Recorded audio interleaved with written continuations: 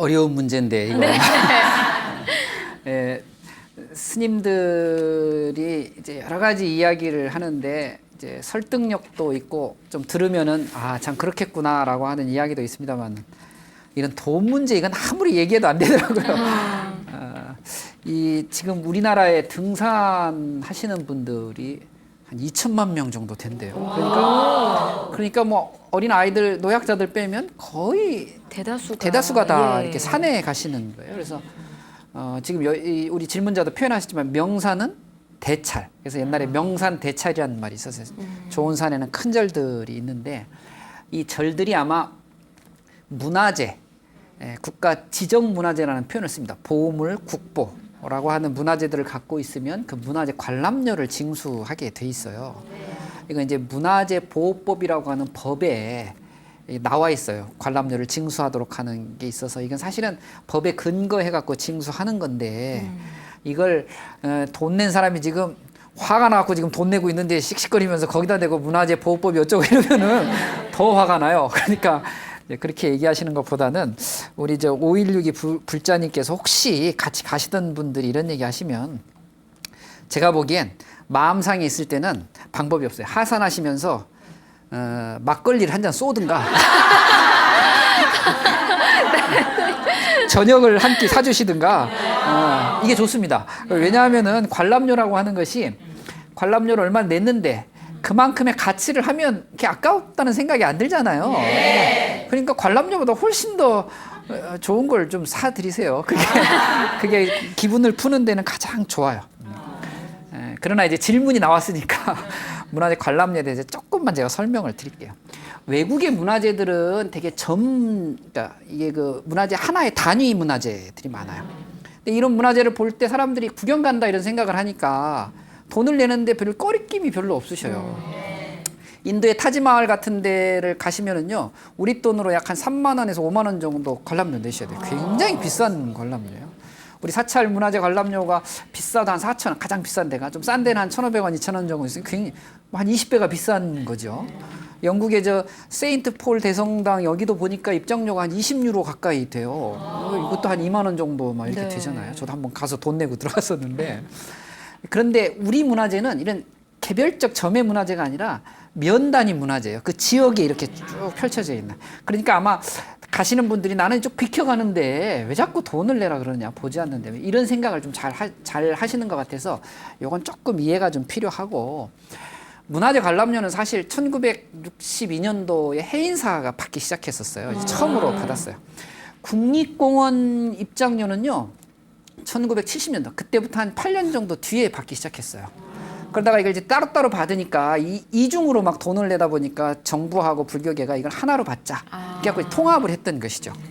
통합을 해서 받고 나서 2007년도인가 국립공원 입장료가 폐지됐어요.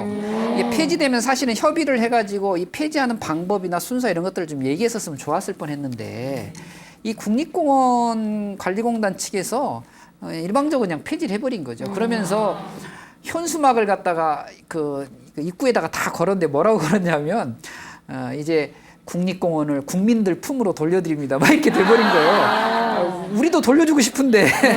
그러니까 이런 좀 그 당시 좀 원활치 못했던 이런 과정들이 좀 있고요. 문화재는 이렇게 보시는 게 좋습니다. 문화재는 우리의 자산이에요. 우리가 갖고 있는 유산이죠. 이것은 한국의 문화재는 한국을 한국답게 하는 문화재예요. 사람들이 우리나라에 와가지고 무슨 63빌딩 구경하고 이런 게 아니거든요. 한국적인 걸 보고 싶어하고 한국의 문화재를 구경하고 싶어하고 이런 것이죠. 이 문화재들이 현재까지 잘 유지되고 보존됐다는 건 그 공이 있는 거예요. 그건 공공의 목적에 공익적으로 이건 평가가 돼야 돼요. 그리고 정부나 관계기관에서는 이 문화재가 잘 보존되고 잘 관리돼서 후손들에게 잘 넘어갈 수 있도록 이 보호대책, 보존대책을 잘 세우셔야 돼요. 근데 이런 대책을 잘 세워놓지 않으시고 지금 이제 문화재 관람료를 받느냐 안 받느니 국립공원 입장료 폐지했는데 이걸 왜 받느니 이런 이제 논쟁에 들어가기 시작하면 이건 막 이제 얘기거리가 참 많아져요. 그래서 이제 그 얘기는 놔두고 우선은 정부 각 기관에서 문화재 보존 대책을 잘 세워야 되겠다. 사찰도 여기에 부응해가지고 어떻게 문화재를 잘 지킬 것인지에 대한 고민을 좀 해야 돼요. 그래서 여러 국민들께서도 문화재가 어쨌거나 지금까지 잘 유지 보존됐다는 이런 공익적 측면의 사찰의 기능들을 좀 이해해 주실 필요가 좀 있어요. 그리고 이런 말씀을 좀 드려도 되는지는 모르겠습니다만 등산로 대부분이 등산로의 많은 부분이 사찰의 땅이에요. 그러니까 사찰 땅에다가 등산로를 만들어 놓고 왜 등산로가 만들어졌냐면 스님들이 왜 산에 사시면서 저 위에 산에다가 토굴도 짓고 이러시다 보니까 거기를 왔다 갔다 하시다 보면 길이 생겼는데 그 길로 이제 등산로가 많이 된 거죠. 이걸 엄격하게 얘기하면 사유재산 침범입니다. 사실은 그걸 이제 돌려서 이제 등산로도 만들고 이래야 되는데 이런 것도 좀 소홀했던 것 같고. 사찰이 문화재와 같이 있으면서 사찰 주변의 자연 생태계를 굉장히 보존을 잘 해놨어요. 여러분 우리가 산에 가는 이유는 좋은 자연 환경을 만끽하려고 가는 거잖아요. 그 자연 환경이 잘 보존되고 관리되는데 그동안에 수천 년 이상을 갖다가 사찰이 기여한 바가 굉장히 많다니까요. 이런 것들을 좀 판단해주고 평가해줬으면 좋겠는데 이게 잘 안 되는 것 같아요. 또 하나는 여러분 그 문화재는요. 지정문화재가 있고 등록문화재가 있어요. 이거 달라요. 지정문화재는 지금 얘기했던 사찰들이 갖고 있는 불상이나 탱화나 탑이나 이런 이제 국가 보물 이제 국보 이런 문화재인데 이 지정문화재는 소유한 사람이 어떤 법적 권한도 행사할 수 없어요. 이건 정부에서 다 하는 거예요. 그리고 이 문화재가 조금만이라도 현상 변경, 그러니까 이게 뭐 이동이 된다거나 이 주변을 뭔가 바꿀 때는 다 정부 허가를 받아야 돼요. 굉장히 지금 엄격하게 돼 있어요.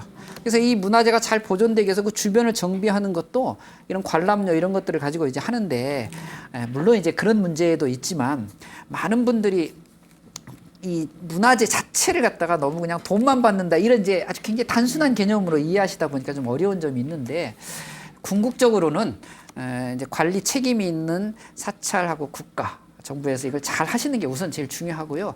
그 혜택이 좀 국민들에게 돌아갈 수 있도록 아마 좋은 방안들을 만드셔야 될 것 같아요. 근데 우리 5.16의 불자님은 어쨌거나 밥이라도 사주시고 막걸리라도 한 잔 사주시고 하면서 잘 불교에 좀 그 나쁜 생각이 들지 않도록 잘 해주시면 참 좋겠네요.